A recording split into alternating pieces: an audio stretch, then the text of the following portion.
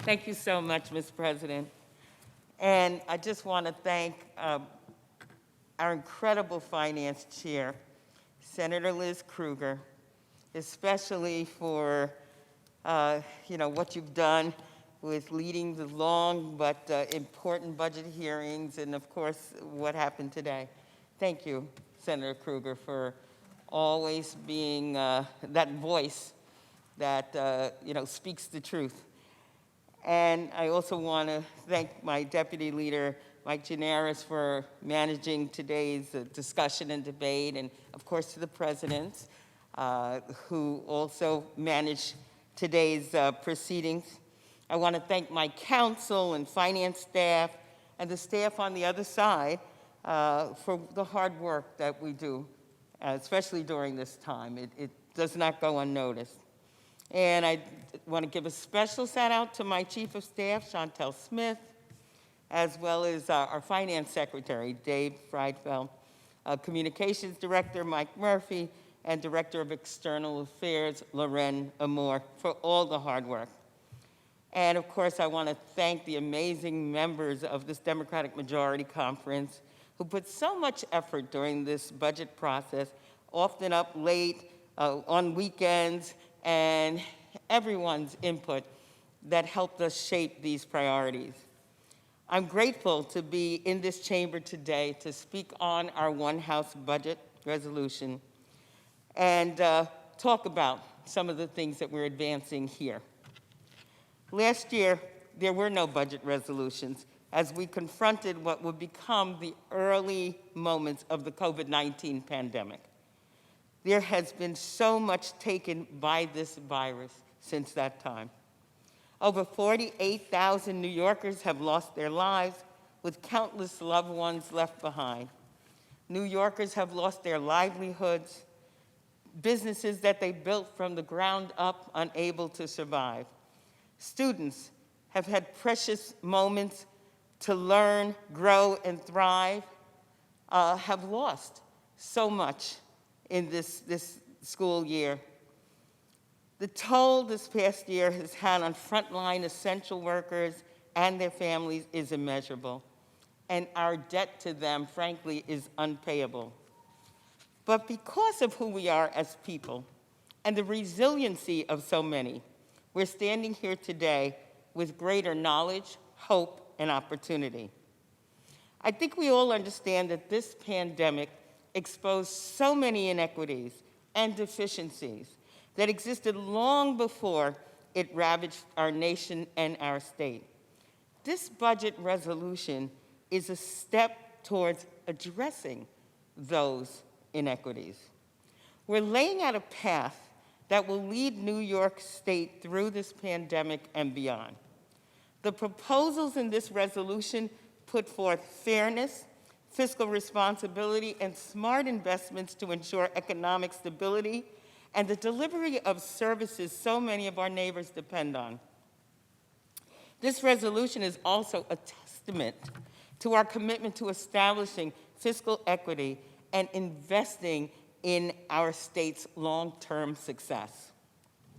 As we take this first important step in this challenging budget process, I want to recognize that we are truly fortunate that the new Democratic Congress delivered on President Biden's promise to provide critical funding through the American Rescue Plan that will help for the economy, families, schools, and small businesses across New York State.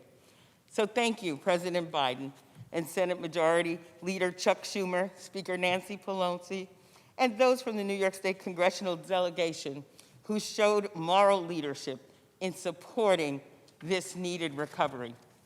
I've been clear in stating that while federal support has been desperately needed, we as a state must also take bold action to equitably raise the needed revenue to address our challenges from before, during, and after this pandemic. That's why we're asking New Yorkers who make over $1 million annually to help our state. Our proposals also ensure that wealthy corporations, many who've seen their profits only increase during this pandemic, pay a fairer share in taxes. Let me be clear. Despite what our colleagues across the aisle may mischaracterize, if you are a New Yorker who does not make millions and billions of dollars, this does not impact you. And what this new revenue will do is help fund crucial services such as public education, infrastructure, assistance for small businesses, and tax relief for middle-class New Yorkers. In fact, this resolution provides relief for working and middle-class taxpayers, creating a personal income tax credit to reduce the net cost of property taxes for overburdened middle-class homeowners that will reduce property taxes by approximately $400 million annually. And this resolution strongly rejects any delay in the implementation of the ongoing middle-class tax cut for 1 year, which will save taxpayers $394 million this year. As we work to rebuild our economy, we must support small businesses who have suffered throughout this pandemic. That's why we're calling for investing over $1 billion in New York small businesses. $500 million for small business assistance grant, $500 million for commercial rent relief. That's $500 million for small business assistance grant, and $500 million for commercial rent relief. Women and Black and brown New Yorkers have faced disproportionate hardship during this pandemic and must not be left behind. That's why we're proposing adding additional $1.3 billion for the minority and women-owned business development and lending program. It's been proven that the arts are an economic driver from Broadway and the bright lights of New York City to theaters and cultural institutions on main streets in communities across New York State. That's why, as we reopen our economy, our resolution proposes investing an additional $100 million in New York State Council on the Arts grants for nonprofit cultural organizations. In 2019, we passed the strongest housing and tenant protections in the history of New York State. However, the pandemic has further exposed how close people are from having a roof over their head to homeless. Too often, the difference is just one single paycheck. This budget resolution includes an unprecedented $750 million for the New York City Housing Authority, $200 million for public housing authorities across New York State, adding $200 million for homeowner assistance, creating the Housing Access Voucher Program to provide a cash subsidy to eligible low-income individuals and families that are homeless or facing imminent loss of housing, and providing $400 million for additional rental assistance in addition to the available federal funds. With federal funding, we propose the creation of a COVID-19 emergency rental assistance program to provide rent arrears vouchers to landlords on behalf of tenants experiencing financial hardship due directly or indirectly to COVID-19 pandemic. New York students and educators have navigated tough times, adapting to remote learning and safely reopening our schools.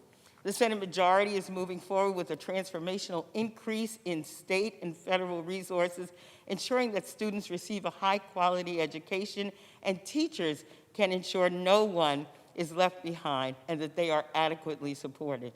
This includes providing a total school aid increase of $5.7 billion, including a $1.37 billion foundation aid increase, and $3.85 billion in federal coronavirus response and relief supplemental appropriations, called CRSA Act funding. We are proposing $3.5 billion more school aid than the executive's proposal and utilizing federal aid to supplement, not supplant, the state's education funding. State-funded school aid would increase to a total of $29.5 billion. A commitment to a 3-year phase-in in foundation aid to ensure that all districts receive full foundation aid by 2023-24 school year, and including $500 million to fully fund 4-year-old full-day pre-K statewide. We continue to make New York State a national leader in environment and conservation efforts and put forth historic action to authorize $3 billion for the Environmental Bond Act of 2021, Clean Water, Green Jobs, Green New York, to fund environmental improvements that preserve, enhance, and restore New York's natural resources and reduce the impact of climate change.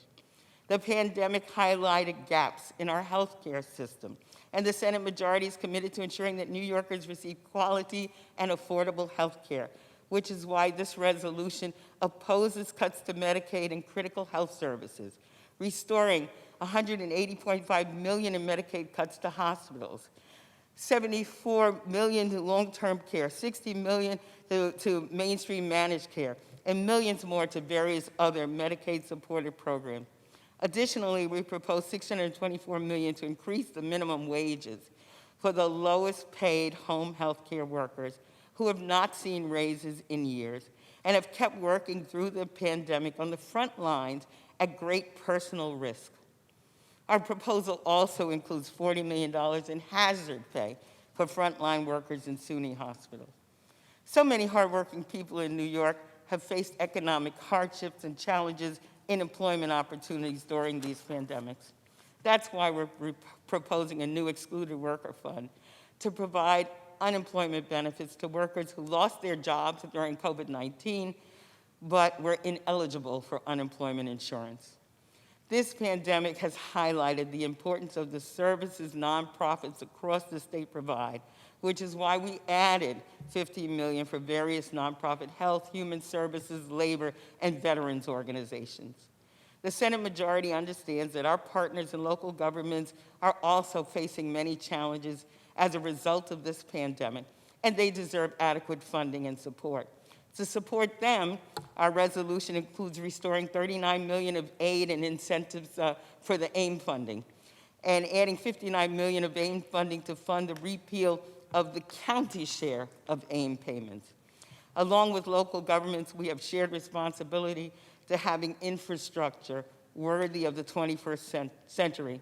That's why we're investing $568 million to restore statewide mass transportation operating assistance cuts and to provide $385 million in additional statewide mass transportation operating assistance, and $150 million to be added to the base amount for the CHIPS program, the Consolidated Local Streets and Highway Improvement. So, New York has a robust and expansive agricultural industry, and it's crucial to our economy, and so we must support our farmers. And that's why we propose restoring $7.3 million for statewide agricultural programs. In this resolution, we continue our commitment to improving New York's justice system and making communities more safe. That includes a new investment of $100 million for jails and prisons assistance program to fund alternative therapeutic and rehabilitative programs related to segregated confinement and medication-assisted treatment reforms. We further commit $6 million in new funding for upstate civil or criminal legal services, including legal services for survivors of domestic violence or veterans, for domestic violence and veterans, and dedicate at least $10 million from the Victims of Crime Act funding to establish a statewide hospital and community-based gun violence prevention program.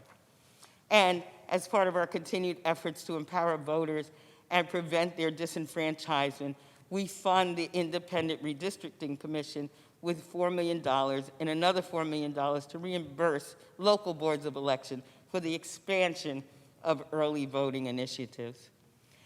In closing, many of you have heard me speak of tearing down barriers and creating opportunities.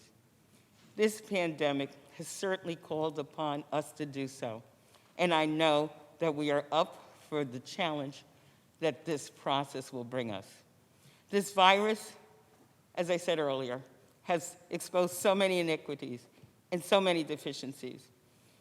We must look for ways to not only recover, but also build back our great state even stronger.